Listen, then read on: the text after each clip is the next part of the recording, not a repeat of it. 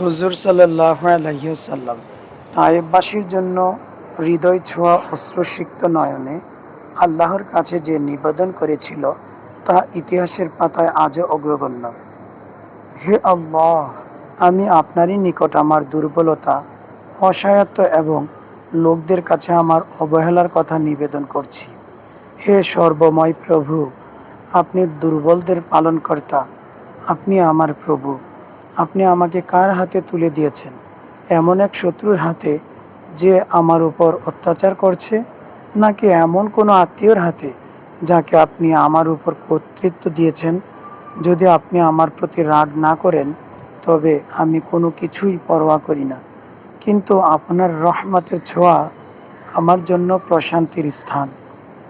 আমি আপনার সেই নূরের প্রতি আশ্রয় নিচ্ছি যার মাধ্যমে অন্ধকার আলোকিত হয়েছে এবং দুনিয়া ও আখিরাত সঠিকভাবে পরিচালিত হচ্ছে, এই আশঙ্কায় যে আপনার অসন্তুষ্টি আমার উপর না পড়ে।